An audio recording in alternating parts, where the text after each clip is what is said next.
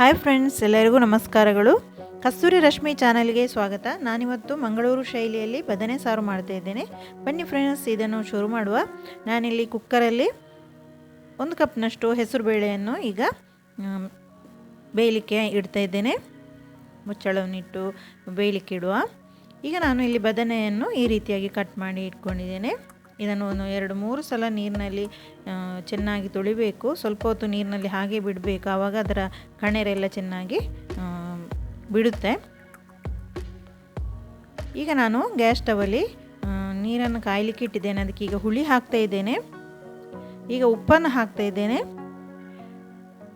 ಈಗ ನೋಡಿ, 4-5 ಮೆಣಸನ್ನು ಹಾಕ್ತಾ ಇದ್ದೇನೆ. ಕಾಯಿ ಮೆಣಸನ್ನು ಸಹ ಹಾಕ್ಬೋದು. ನಾನಿಲ್ಲಿ ಗಾಂಧಾರಿ ಮೆಣಸನ್ನು ಹಾಕಿದೆ. ಚೆನ್ನಾಗಿ ಇದು ಬೇಯಲಿ.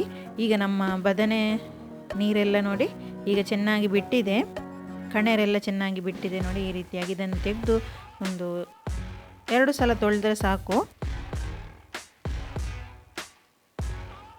ಈಗ ನಾನು ಪಾತ್ರೆಗೆ ಹಾಕ್ತಾ ಇದ್ದೇನೆ. ನಮ್ಮ ನೀರೆಲ್ಲ ಚೆನ್ನಾಗಿ ಕುದೀತಾ ಉಂಟು. ಇದನ್ನೀಗ ಹಾಕುವ ಬದನೆಯನ್ನು.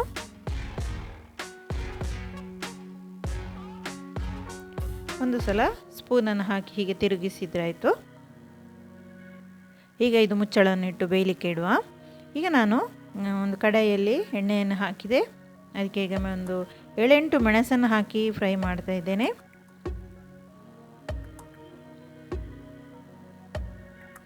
ಬದನೆ ಸ್ವಲ್ಪ ಖಾರ ಮಾಡಿದರೆ ತುಂಬ ಚೆನ್ನಾಗಾಗುತ್ತೆ. ಈಗ 2 ಸ್ಪೂನ್ನಷ್ಟು ಕೊತ್ತಂಬರಿ ಬೀಜವನ್ನು ಹಾಕಿದೆ.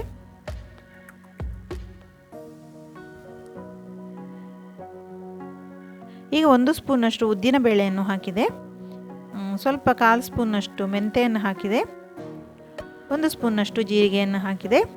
ಈಗ ನಾವು ಇದನ್ನು ಚೆನ್ನಾಗಿ ಒಟ್ಟಿಗೆ ಫ್ರೈ ಮಾಡಬೇಕು. ಈಗ 2-3 ಬೆಳ್ಳುಳ್ಳಿಯನ್ನು ಸಹ ಹಾಕಿದೆ. ಈಗ ಚೆನ್ನಾಗಿ ಫ್ರೈ ಮಾಡುವ. ಮಸಾಲೆ ಎಲ್ಲ ಚೆನ್ನಾಗಿ ಫ್ರೈ ಆಗಬೇಕು.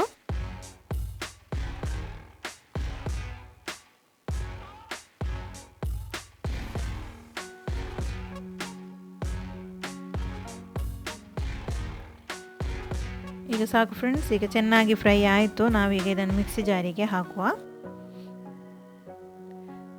ಈಗ ಮಿಕ್ಸಿ ಜಾರಿಗೆ ಹಾಕ್ತಾ ಇದ್ದೇನೆ. ಈಗ ನಾನಿಲ್ಲಿ 1 ಕಪ್ನಷ್ಟು ತೆಂಗಿನಕಾಯನ್ನು ತಗೊಂಡಿದ್ದೇನೆ.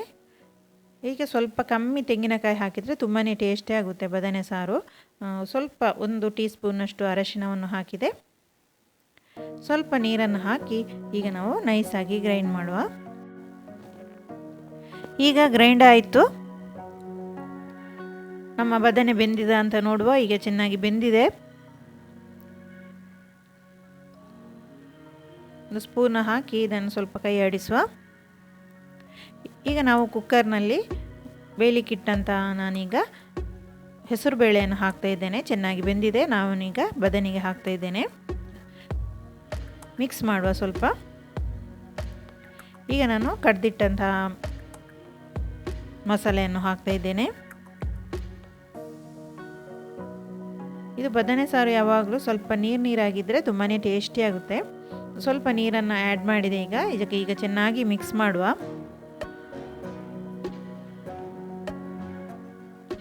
ತುಂಬಾ ಚೆನ್ನಾಗಿ ಕಾಣ್ತಾ ಉಂಟು. ಈಗ ನಾನು ಬೆಲ್ಲವನ್ನು ಹಾಕ್ತಾ ಇದ್ದೇನೆ. ನಮ್ಮ ಸಾಂಬಾರು ಸ್ವಲ್ಪ ಖಾರ ಇರೋದ್ರಿಂದ ಬೆಲ್ಲ ಸ್ವಲ್ಪ ಹಾಕಿದರೆ ತುಂಬಾ ಟೇಸ್ಟಿ ಆಗುತ್ತೆ ಬದನೆಗೆ. ಬದನೆ ಸ್ವಲ್ಪ ಕಣ್ಣೀರು ಇರೋದ್ರಿಂದ ಸ್ವಲ್ಪ ಬೆಲ್ಲ ಹಾಕಿದರೆ ತುಂಬಾ ಟೇಸ್ಟ್ ಆಗುತ್ತೆ. ಈಗ 1 ಅರ್ಧದಷ್ಟು ಈರುಳ್ಳಿಯನ್ನು ಸಣ್ಣದಾಗಿ ಕಟ್ ಮಾಡಿ ಹಾಕಿದೆ.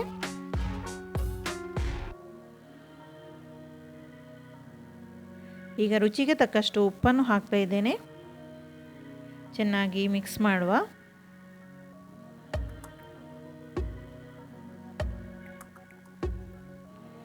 ಈಗ ಮುಚ್ಚಳವನ್ನು ಇಟ್ಟು ಚೆನ್ನಾಗಿ ಕುದಿ ಬರಲಿಕ್ಕೆ ಬಿಡುವ.